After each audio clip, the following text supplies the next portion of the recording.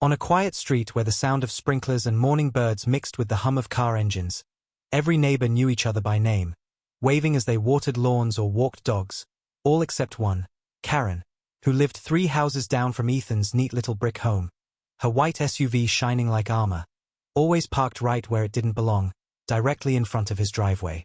It had started small, once or twice a week, but now it was every morning, as if it was part of her routine to block his way before work.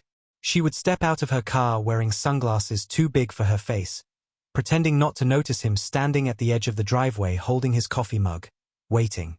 She'd flash a fake smile and say, "Oh, just a minute, Ethan, I'll move it in a sec," before turning her back and walking away, talking loudly on her phone about brunches, committees, and HOA meetings. That minute always became an hour. Sometimes more. The engine would stay cold, the car sitting there like a stubborn wall. Ethan's truck would idle quietly, the exhaust curling into the air while he stared at the reflection of her house in his rearview mirror, a calm expression hiding something much deeper. He had called the towing company once. They arrived, saw her car, and asked who owned it. When he said Karen, the HOA treasurer, they suddenly changed tone. "Sorry, sir, we can't touch HOA vehicles without clearance." Clearance, as if she owned the street. The first few times, Ethan didn't react. He believed in patience. He believed in reason. He thought maybe it was all misunderstanding. Maybe she was just careless. But then came the mornings when she would park, look straight at him, smirk, and walk off like it was a game. Her attitude said it all. She was daring him to lose his temper. Most people in the neighborhood stayed silent because Karen's best friend was the HOA president. A woman named Marcia who controlled every lawn inspection, every parking permit, every mailbox placement.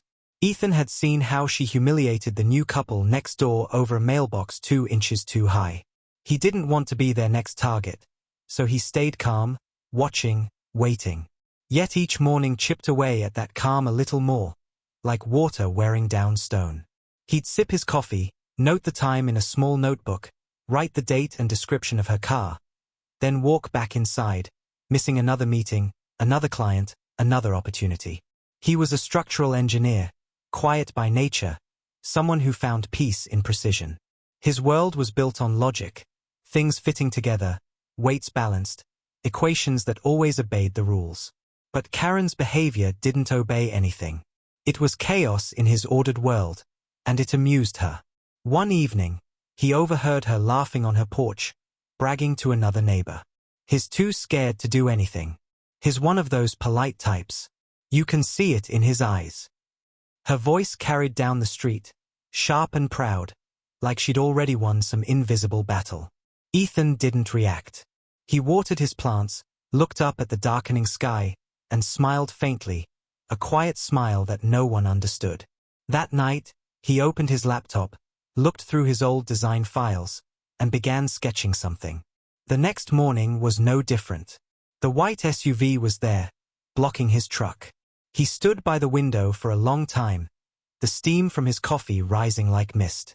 The street was empty except for her car. The sight of it had become so familiar it almost blended into the landscape.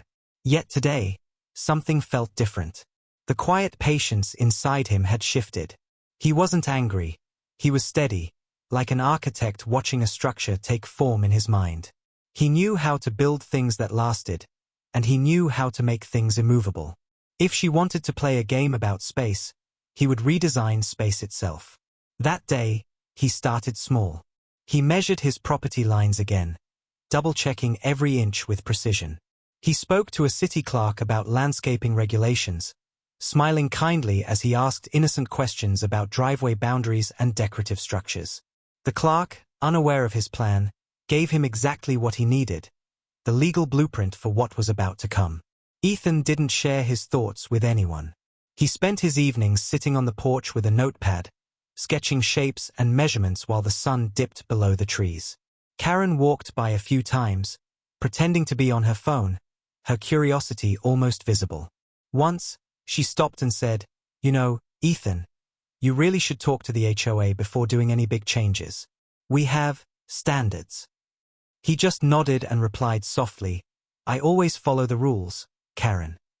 The way he said it made her pause, as if for the first time she wondered if she should be worried. By the end of that week, Ethan had piles of lumber delivered, then metal rods, then bags of gravel. The neighbors whispered, wondering if he was building a wall or a new patio. Karen laughed loud enough for him to hear. "He's finally lost it," she told Marcia, her voice carrying through the quiet evening. "Probably trying to build a fort." But Ethan didn't respond. He didn't even look at her. He just kept working, measuring, marking, and humming quietly under his breath.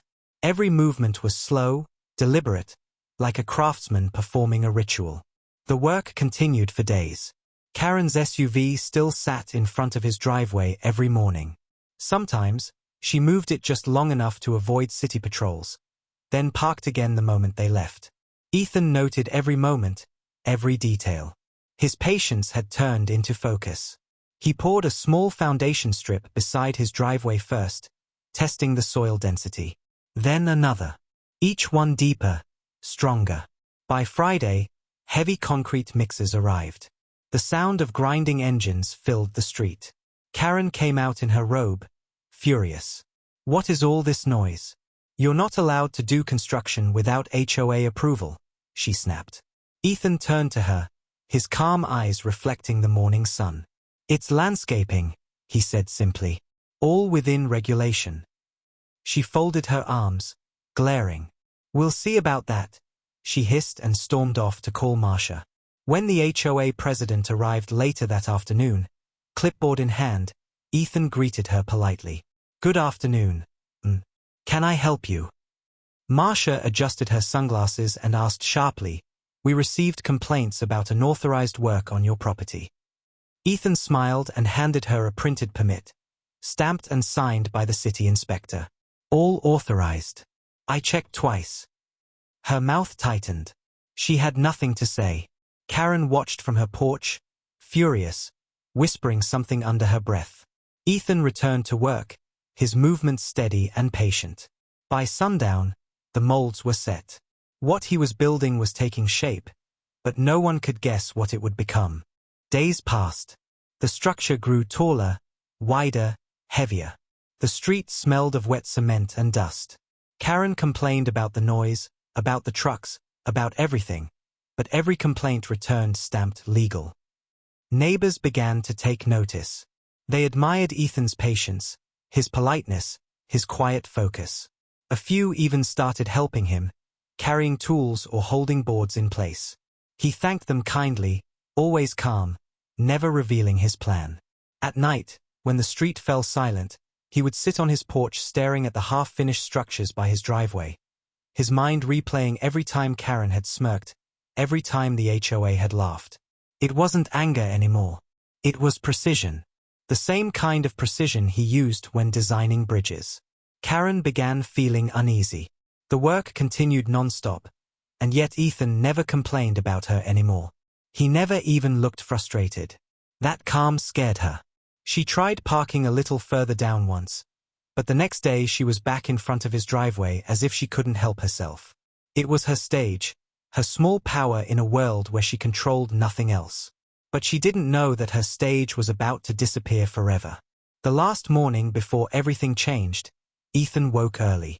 The sky was gray, heavy with clouds. He stood by his window, watching as Karen's SUV rolled up and stopped exactly where it always did.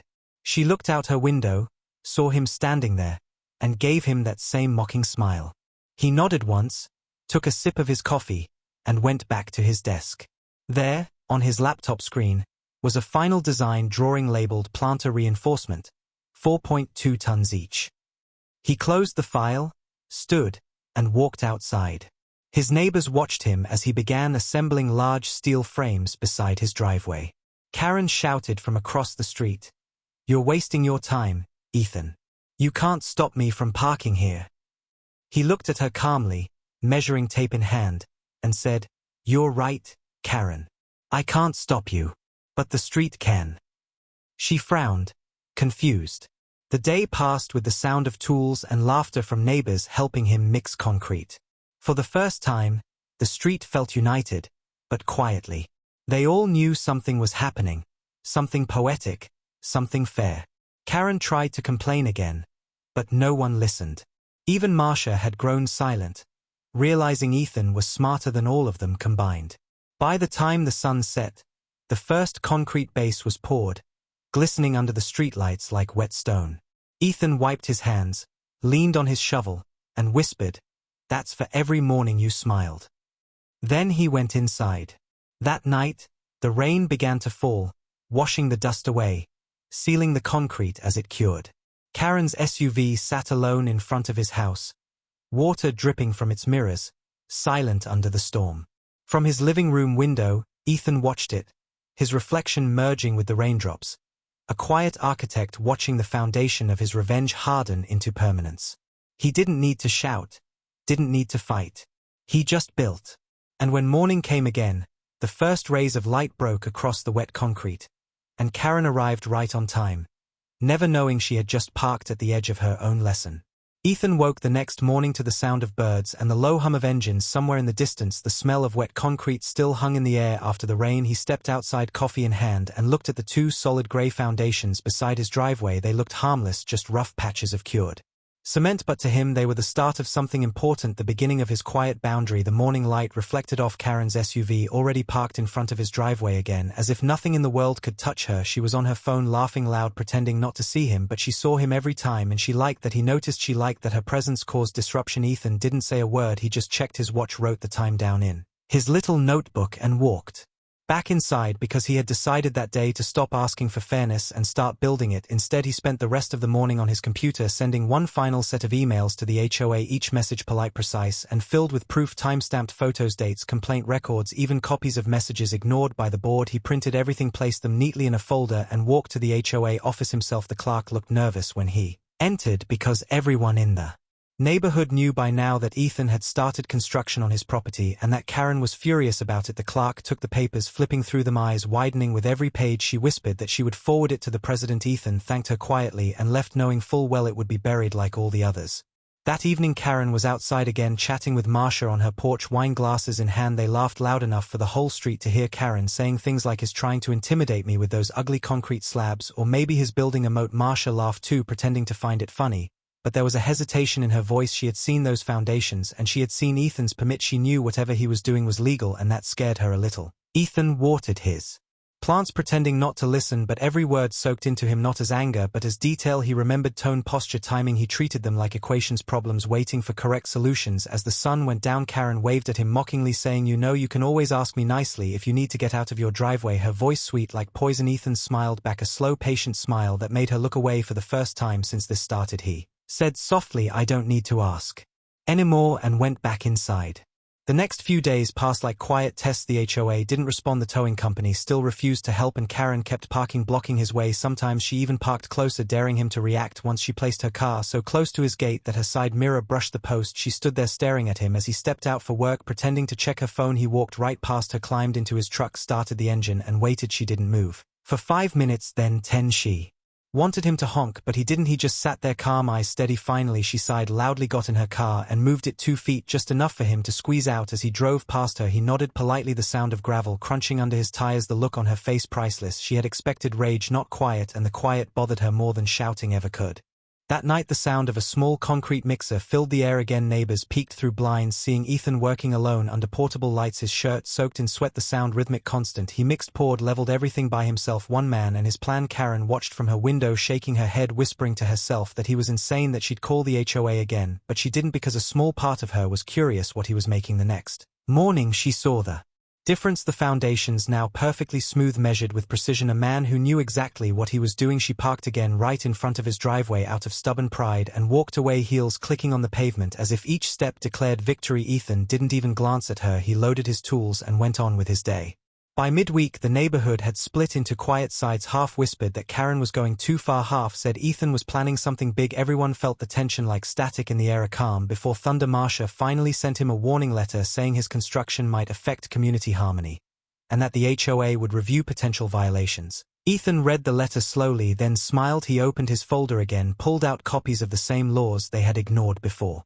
Highlighting the sections that proved he was doing nothing wrong, he left the letter in Marcia's mailbox with a sticky note that said, "Thank you for your concern, compliance confirmed." Karen found out within hours and stormed across his lawn yelling, "You think you're clever, Ethan, you can't just pour concrete anywhere you want." He looked at her calmly, wiping dust off his gloves, and said, "You're right, that's why I checked before I started." She froze, realizing there was no hole in his logic. He wasn't guessing, he was prepared. Later that day, she made a mistake that changed everything. She called the city claiming he was blocking public access. An inspector arrived, polite but tired, the kind of man who had seen too many neighborhood feuds. He measured, checked the boundaries, looked over Ethan's paperwork, then shook his head. "Everything's legal," he said. Karen stood nearby, furious, pointing at the concrete, but he just smiled, saying, "Those are inside his property line." She shouted, "This is harassment." He looked at her and replied, "Parking in front of someone's driveway every day is harassment too," then walked away, leaving her speechless. Ethan didn't gloat. He simply said, "Have a good day, Karen," and went back to smoothing the edges of his next pour, his voice steady, his movements slow, like a craftsman finishing a masterpiece.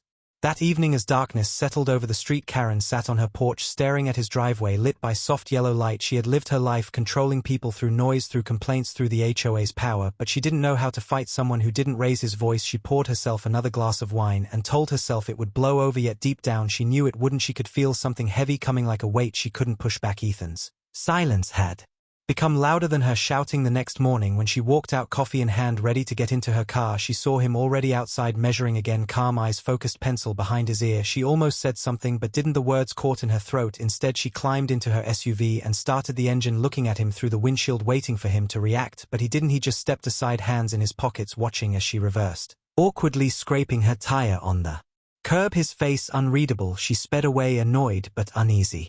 That day at work, he drew the final blueprint, labeled it Planter Reinforcement Revised Design. The idea clear in his mind, two massive blocks positioned perfectly symmetrical to form a visual boundary strong enough to hold back more than just cars. They would be symbols of patience turned into permanence. That evening, as the sun fell low, he stood in his driveway holding the blueprint, the wind flipping its edges, the air smelling of wet cement and blooming jasmine. From the yard, he looked toward Karen's empty parking spot and whispered quietly to himself, "You can ignore warnings but not wait."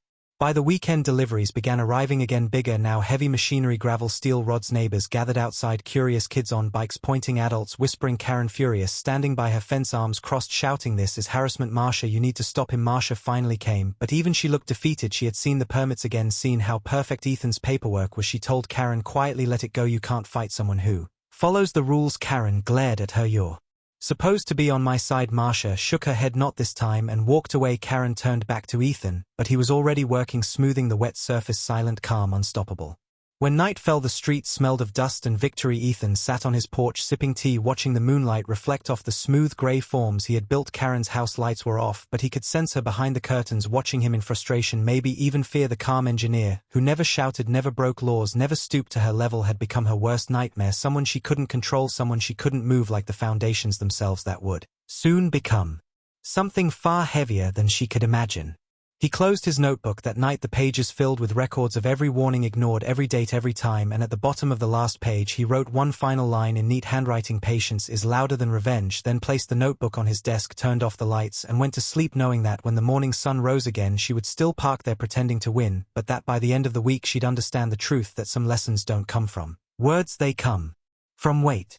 The morning air carried a quiet tension that even the birds seemed to sense, the street calm yet heavy with curiosity. As Ethan stepped outside wearing his work gloves and an expression that gave nothing away, the early light touched the wet edges of his driveway, where the cured concrete gleamed smooth and gray. Beside it lay stacks of steel rods, gravel, and wooden molds lined up with military precision. To anyone else it looked like a home improvement project, but to Ethan it was the outline of justice in stone. He started early, working alone, mixing gravel and sand, the rhythm of the shovel against the wheelbarrow steady like a heartbeat. The neighbors peeked from behind curtains, whispering, while Karen stood on her porch, arms crossed, robe wrapped tight around her shoulders, her eyes fixed on him like a hawk watching prey. She called out across the street, her voice dripping with mockery, "So you're still pretending this is landscaping?" Her Ethan looked up just once and said calmly, "Not pretending, building," and went back to work. The way he spoke sent a small chill down her spine, because there was no irritation in his tone, only certainty. She laughed loudly to hide it, then turned away, muttering about calling the HOA again. But she didn't, because Marcia had already told her that everything Ethan did was within his rights. That afternoon a small truck arrived, unloading large wooden frames and bags of rebar. The sound of metal clanging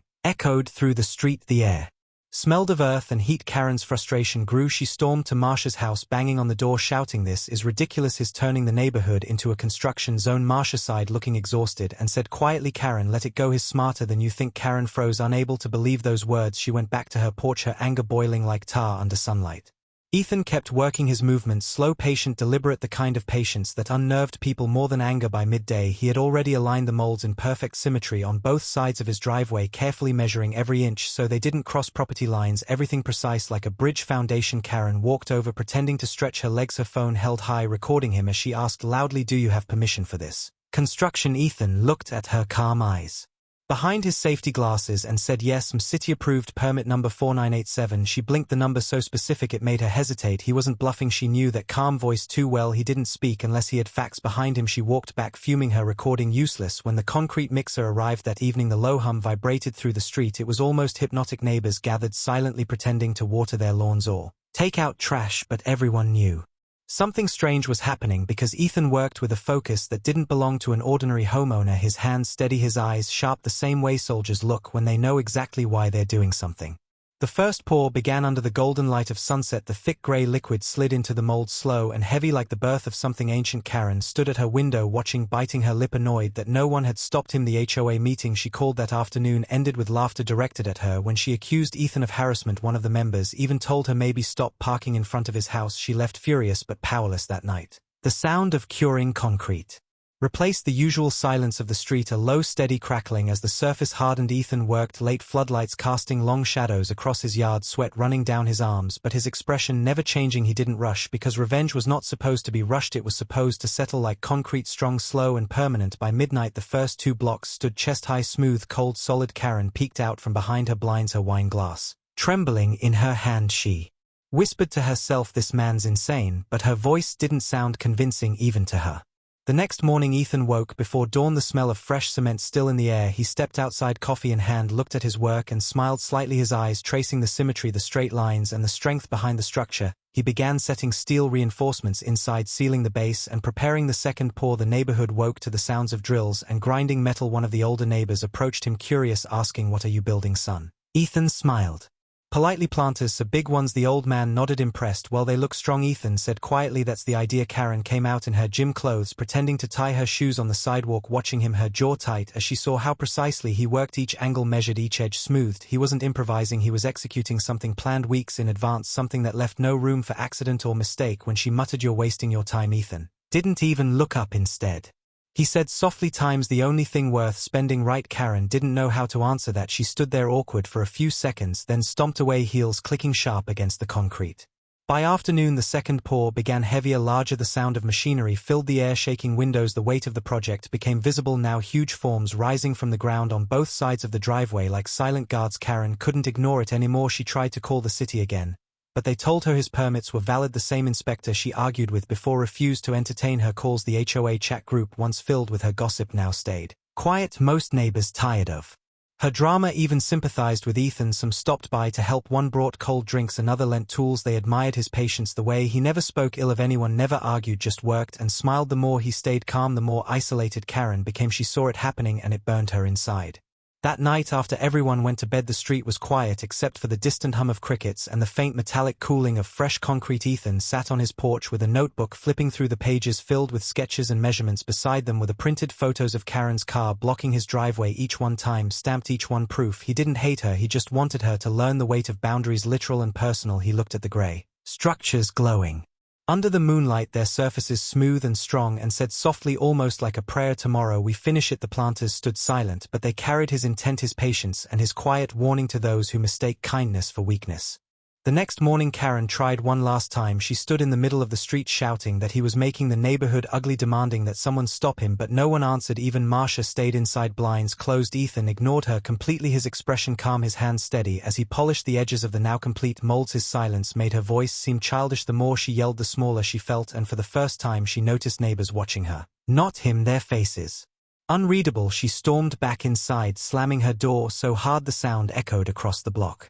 By evening Ethan began removing the wooden molds, revealing the smooth, hard edges of the finished planters, perfectly rectangular, flawless, symmetrical, like art pieces carved from a single thought. He filled the top layer with soil and gravel, preparing them for flowers, but everyone watching knew they were more than decoration. They were walls of peace disguised as beauty. Karen didn't come out that night. She watched from her window, lights off, silent for the first time since the feud began. Ethan Cleaned his tools as the last light faded, the smell of earth and stone mixing in the cool air. His driveway now framed by two monuments that stood firm against time and arrogance. He ran his hand over the surface, feeling the cold weight of justice under his fingers, then looked down the street where Karen's SUV usually stood, now empty. She hadn't parked there today. Maybe fear or pride, he didn't care, because the silence that settled over the street was the kind he had waited months for. The silence earned through patience, not anger. He sat back on his porch, the soft sound of crickets around him, the faint glow of streetlights bouncing off the fresh concrete, and for the first time since she'd moved in, Ethan felt the air around his home relax, like even the wind respected what he'd built. He smiled quietly, took a sip of his tea, and whispered to himself, Lesson 1: construction complete.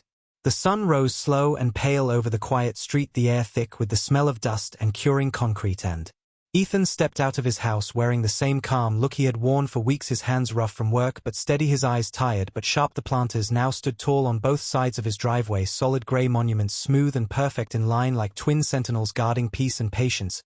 He ran his hand over the cool surface, feeling the strength beneath the stone, and smiled, a small quiet smile that held more satisfaction than words could ever give. Inside the concrete, he had placed steel reinforcements tied and locked so tightly that even the earth beneath would tremble before those blocks ever moved. To the eye they were beautiful, ordinary planters, but Ethan knew the truth. Each one weighed more than 4 tons and was anchored with rebar sunk deep into the ground. Nothing short of industrial machinery could touch them. They were not decorations, they were his line, his wall, his justice in plain sight. The neighbors noticed early that morning, whispering from their porches, children pointing, bikes parked at the edge of lawns, no one quite sure what they were looking at. Some said it looked like art, others said it looked like a warning, and for the first time the street was awake with curiosity rather than gossip, and Karen hated that she was not the center of it. She came out wearing sunglasses and a robe, coffee in one hand, phone in the other, pretending to look casual, but her jaw was tight, her voice too loud when she said, "You really think those big ugly blocks make your house look better?" Ethan didn't answer. He was trimming the edges of a flower bed next to the driveway, his movements calm, his silence cutting deeper than any reply. She took a sip from her cup, her smile tight and brittle, muttering, "You men always need something to prove," and walked back toward her SUV, which has always sat right in front of his driveway. She opened the door, tossed her cup in the back seat, and turned the ignition like she always did. The engine coughed to life, loud and proud, the same sound that had annoyed Ethan every morning for months. She didn't even glance at him as she adjusted the mirror, pretending she owned the road, but something in her expression shifted slightly when she noticed the gap between her bumper and the edge of the new planters, smaller than before, tighter than she remembered. She frowned, reversed a few inches, then stopped, tried to turn her wheel, and realized the angle was off. She was boxed in the space too narrow for her to swing out without scraping the concrete. She stared at it, trying to calculate her way through, but Ethan had already done the math for her. The sound of her engine revving filled the air, tires squealing. As she tried again, the rubber brushed against the edge of the planter, leaving a black mark. She cursed under her breath, hitting the steering wheel hard. Ethan looked up from his yard, quietly watching her struggle. Without a word, she caught his eyes in the mirror and glared, shouting, "You planned this, you did this on purpose." His expression didn't change. He said evenly, "I built on my property, within my rights. You have all the space you need if you know how to drive." Her face turned red, the neighbors watching from behind curtains, trying not to laugh as her car jerked forward and back, scraping again. She finally stopped, turned off the engine, and climbed out, slamming the door, her voice loud enough for the street to hear. "This is harassment, Ethan, this is war." He wiped his hands on a towel, nodded politely, and said, "No, Karen, this is landscaping," then went back to watering his flowers, leaving her fuming beside her trapped SUV. By afternoon the story had spread through the neighborhood, everyone pretending not to talk about it, but everyone talking. The HOA group chat filled with messages, half defending her, half mocking her. Marcia stayed silent. No one dared take sides openly, but the tide had shifted. The same people who once laughed at Ethan now whispered, "Good for him, he followed the rules, she made them, now she can live with them." That evening Ethan sat on his porch sipping tea while Karen's SUV remained stuck in the same spot, the setting sun casting long shadows over the planters that glowed orange under the light. They looked almost gentle, like art pieces guarding a museum, but everyone who saw them knew they were something else, a message written in concrete for anyone who thought patience meant weakness.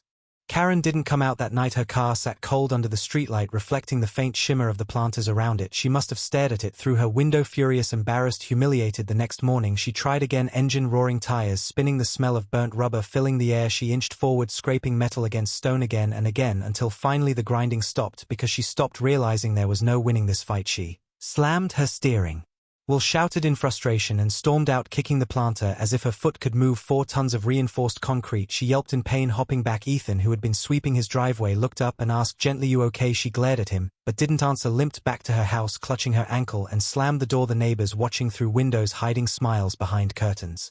For the first time in months Ethan's mornings were quiet, no honking, no shouting, no fake smiles. The planters stood like guardians between him and chaos, each one filled now with fresh soil and flowers, bright yellow and red blooming against the gray stone.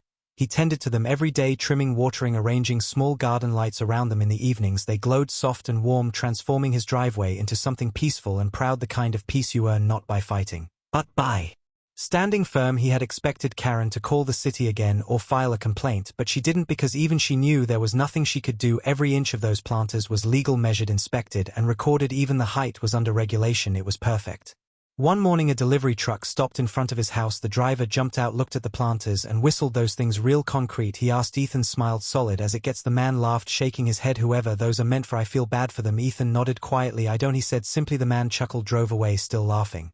Karen stopped speaking to him completely. After that her car stayed parked for days because she couldn't maneuver it anymore. She eventually started leaving it 2 houses down in front of someone else's lawn, and even then she did it quietly, eyes low, the confidence gone. The planters had done what no argument, no letter, no police call could do. They had set boundaries she couldn't cross, literally and emotionally.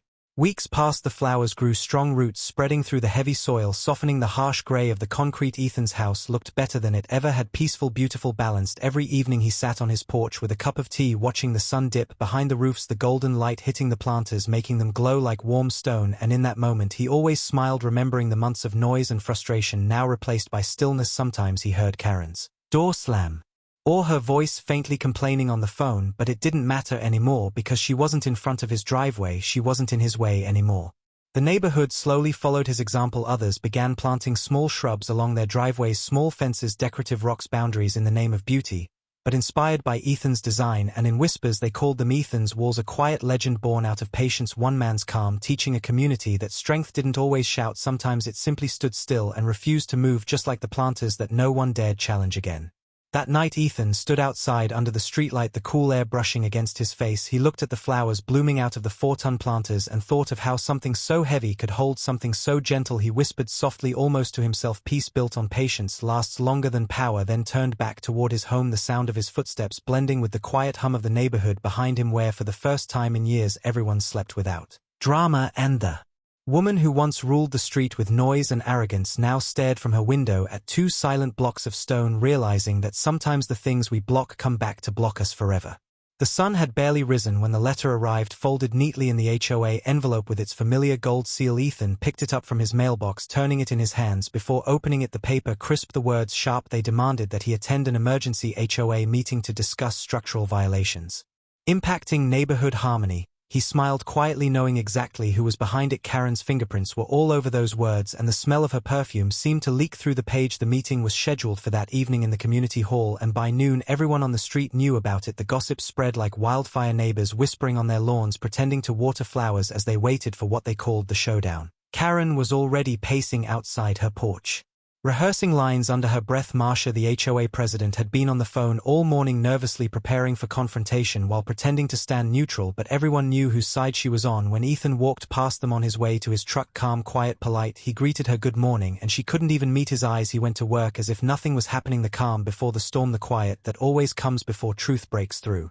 By 6 the community hall was full, folding chairs lined up, the air thick with tension, the low hum of whispers, and Karen's voice slicing through it as she stood at the front, talking too fast, too loud, insisting that Ethan's planters were an eyesore, a danger, a public threat. She waved photos on her tablet like evidence, showing her SUV trapped between the massive concrete blocks, saying, "Look, he did this to trap me, he's harassing me." The crowd murmured, half curious, half entertained. Ethan walked in quietly. Halfway through her rant, every head turned his way. The noise dropped to silence. Even Karen's mouth paused mid-word. He took his seat in the back, no emotion on his face, no reaction, just calm breathing. The HOA president, Marcia, cleared her throat, pretending to stay formal. "Mr. Hale, thank you for coming. We've received complaints about your recent construction. Would you like to explain your actions?" Ethan nodded, once stood up holding a folder in his hand, and walked to the front, his footsteps echoing through the hall. He spoke softly, not loud, not defensive, just clear. "I built planters within my property lines under the city landscaping code. I submitted the permit before construction. Here's the signed approval." He opened the folder and laid the documents on the table, one by one, stamped dates, inspector signatures, receipts, every detail perfect, every line legal. The hall went silent. You could hear the papers slide against the table as he placed the last sheet down. Even Marcia's face changed color. She looked through the pages, her lips moving silently, counting the stamps. Karen tried to cut in, saying, "He still did it to target me. That's not allowed. That's intimidation." Ethan looked at her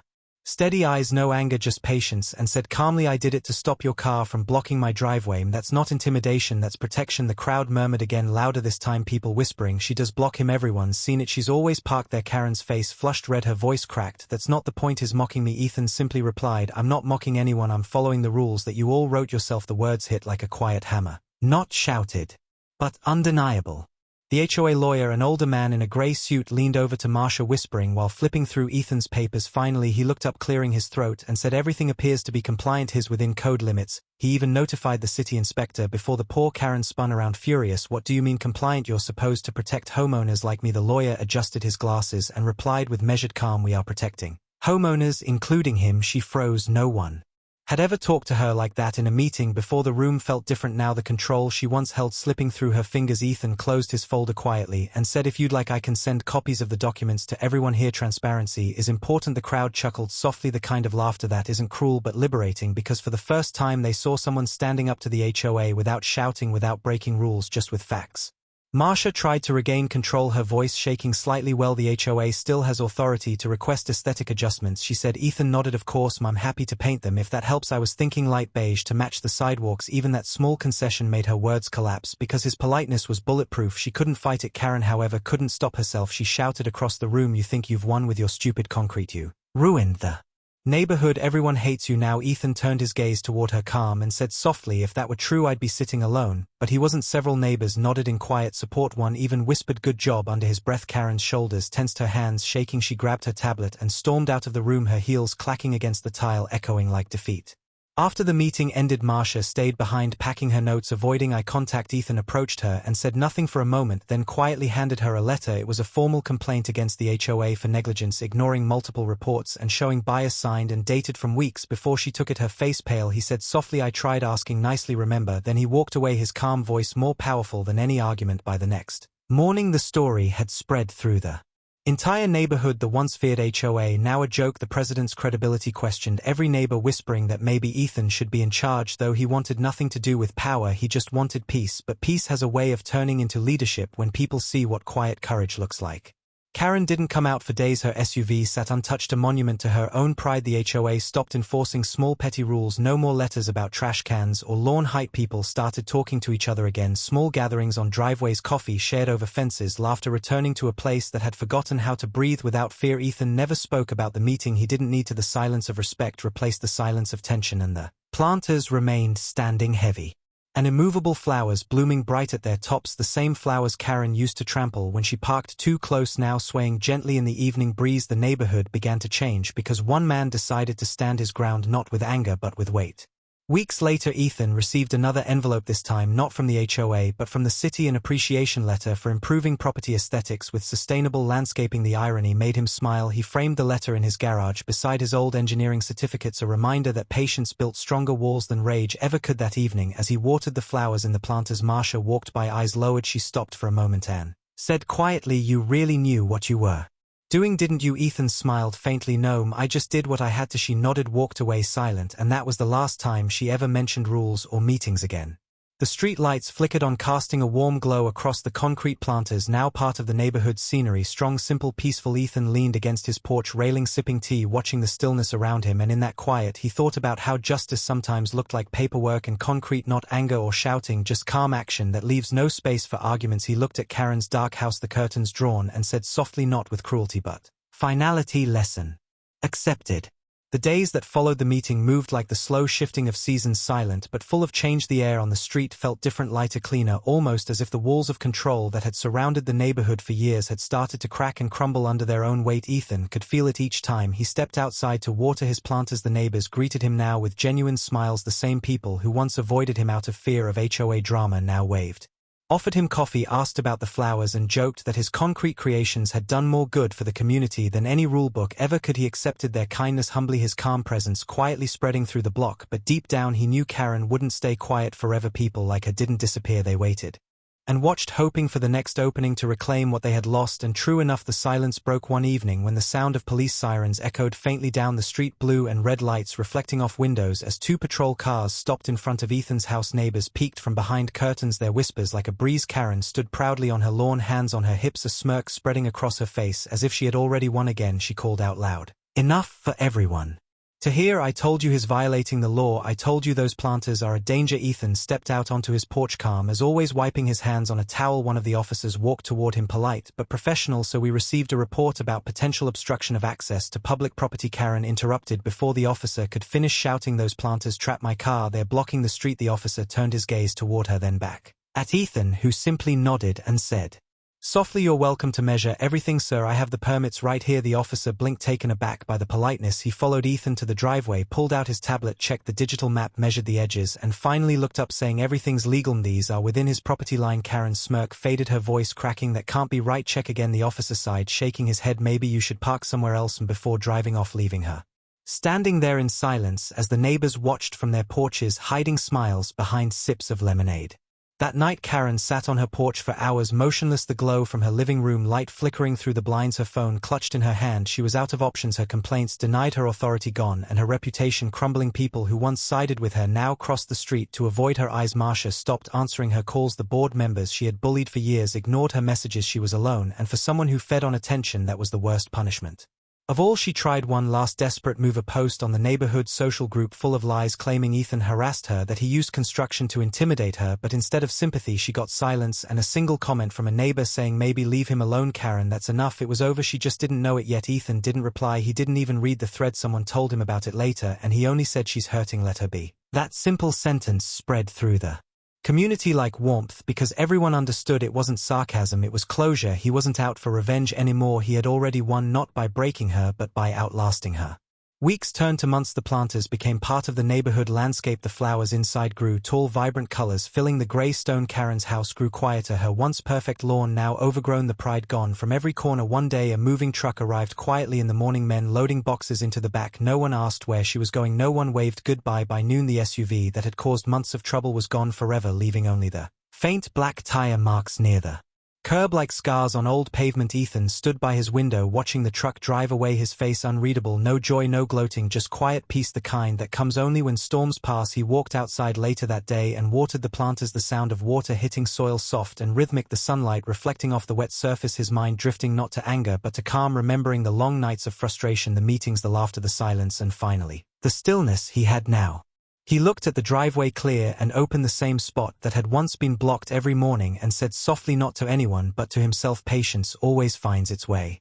That evening a few neighbors gathered around his yard, bringing snacks, drinks, folding chairs, small laughter filling the air like it hadn't in years. They joked about HOA rules, shared stories about Karen's tantrums. One neighbor raised a glass, saying here's to Ethan's planters, the only thing she couldn't move. Everyone laughed, even Ethan, smiling politely, saying they weren't meant to stop her, they were meant to remind her that every wall we build has a reason. And the laughter grew louder, echoing down the quiet street like music, replacing the bitterness that had haunted them all. The HOA itself began to crumble without Karen's voice pushing. Marcia eventually resigned, tired and ashamed of what the group had become. The new leadership, chosen quietly by the residents, focused on peace, not punishment. The first rule they passed: no vehicle shall obstruct another's driveway. Simple, clear, final.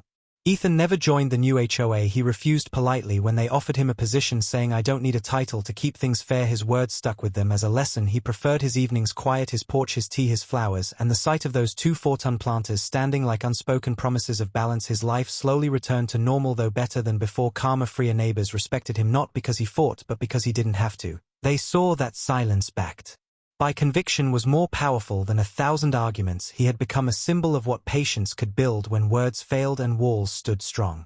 Months later a new family moved into Karen's old house, a young couple with 2 children, friendly, cheerful, respectful. They parked neatly, waved at Ethan every morning. The kids rode bikes up and down the sidewalk, their laughter ringing through the air, the sound of life returning to a place that had forgotten how to smile. Ethan helped them move a few boxes, shared some gardening tips, and even gave them a small pot of flowers from his own planters, saying these grow strong if you're patient. They smiled, thanked him sincerely, not knowing the weight behind his words, and as they left he looked at the clear street, the open driveway, the calm that had replaced conflict, and realized this was the real revenge, not humiliation, not anger, but peace that outlasted every loud voice and every false rule. He turned to his planters, their surface glowing under the evening sun, and whispered quietly, peace built in stone can't be moved.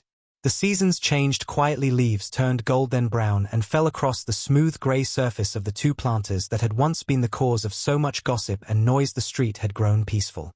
Steady, no more shouting, no more cars blocking driveways, only the sound of wind and laughter from children playing in the yards. Ethan's house looked exactly the same, yet it felt completely different. The air around it carried calm, the kind of peace that comes only after a storm has burned itself out and left nothing but clarity behind. He stood on his porch one evening watering the flowers that had bloomed stronger than ever, their roots deep in the 4-ton walls that no one could move, not even time could shake them. The neighbors walked by, waving, smiling, chatting freely. Now that fear no longer ruled their homes, he waved back politely, saying little because he didn't need to say much. His silence was enough. Everyone knew the story, everyone remembered how it started, the blocked driveway, the arguments, the letters, the meetings, the endless tension that one man ended not with anger but with patience. They still talked about it, sometimes at gatherings with coffee and laughter. Someone would joke about Karen's car and everyone would laugh a little softer than usual because the memory had turned from pain into lesson. Even those who once stayed silent now admitted that they had learned something from Ethan: how to hold steady when pushed, how to build peace instead of breaking apart. Karen's house had been sold months ago. The new family that moved in kept to themselves, polite, kind, always following the rules. They waved every morning. Their kids rode bikes up and down the sidewalk without fear, the sound of their laughter like a melody floating through the air. And sometimes when the light hit just right, Ethan could still see the faint black tire marks on the curb where Karen's SUV used to sit. Scars of a fight long ended. He never spoke ill of her even when others did. He simply said she was part of the process. Some people teach lessons by mistake, and that was enough for everyone to understand. The planters stood tall, weathering rain, wind, heat, their flowers changing with the seasons: tulips in spring, daisies in summer, marigolds in fall, each bloom bright and alive above the unmovable weight below, a perfect picture of beauty grown from patience. One quiet Sunday morning, Ethan sat outside sipping tea, watching the sunlight spill across his driveway, the street empty except for a delivery van slowing near the curb. The driver rolled down his window and said, "Hey buddy, those planters of yours, they look amazing. How'd you make them so strong?" Ethan smiled faintly, saying, "You build them slow and you don't cut corners." The man laughed, shaking his head, and drove away, leaving Ethan with the quiet again. A soft breeze moved through the flowers, and he thought about how far things had come, how something as small as a parking spot had once felt like a war and now felt like a garden. It was strange how peace never came from winning but from letting go, from holding steady until noise had nothing left to feed on. He glanced at the house across the street, Karen's old place, and saw the new owner waving before loading their car, waving not because of obligation but because it was easy. It was peace that had replaced fear, and that made him smile. Later that afternoon, as the sun began to set, Ethan decided to repaint the edges of the planters, brushing a fresh coat of seal, and over the surface the golden light caught the movement of his hands, the quiet rhythm of brush against stone, and for a moment he remembered every step that brought him here, every time he bit his tongue instead of arguing, every time he chose silence instead of rage, every time he turned frustration into work. He looked at the 4-ton planters glowing under the evening sky and whispered softly the wait was worth it, because now the wait carried peace. The street lights flickered on one by one, the shadows stretching across the pavement long and calm. A neighbor walking her dog passed by, stopping for a moment to admire the flowers. She said, "They make the street look safer." Somehow he smiled. "That's the idea." She nodded and kept walking her dog, sniffing the ground where the tire marks once were, as if searching for the ghost of conflict long gone. As the night deepened, Ethan sat on his porch listening to the crickets and the soft hum of the world around him, thinking about how strange it was that sometimes the smallest acts changed everything. One driveway, one man, one idea, that enough is enough, and that boundaries built from patience last longer than ones built from anger. He thought about Karen, wondered where she had gone, whether she ever looked back, and realized that the planters weren't punishment, they were reflection, a mirror showing her that the world doesn't move for those who refuse to respect others. Maybe somewhere she parked carefully now, maybe somewhere she had learned the lesson that wouldn't move, just like the planters that taught it. He didn't wish her harm, he didn't need to, because his peace was its own justice. He looked up at the stars above, faint and flickering, and said quietly, almost like a prayer to the night, "Peace comes to those who build it," and smiled. The wind rustled through the leaves, the flowers swayed gently, the lights from the houses flickered through curtains, and the street stood silent, the same street that once echoed with shouting and complaints, now wrapped in quiet comfort. Neighbors living side by side without fear of fines or letters or drama. Ethan finished his tea, stood up stretched, and took one last look at the planters, strong, beautiful, and immovable, symbols of calm carved into the foundation of his home. He ran his hand along the edge, feeling the smooth, cool surface under his palm, and whispered, "You were never built to trap anyone, you were built to free me from chaos," then turned toward his door, the sound of his footsteps fading softly into the night. Inside his house the walls were quiet, the air peaceful. He placed his tools neatly on the shelf, everything in its place, like his life had finally settled where it belonged. He looked out the window one last time before turning off the light, the planters barely visible under the glow of the street lamps, standing like guardians watching over the driveway that no one dared block. Again outside the crickets sang and the wind carried the faint scent of blooming flowers through the open window. Ethan Smiled, closed his eyes, and in that stillness the lesson stood firm, just like the concrete weight outside, that patience, when built right, when poured slow and steady, when reinforced with truth, could never be moved. And that was the lesson Karen had taught him without knowing it, the one she could never move, the one she would carry forever in memory and silence.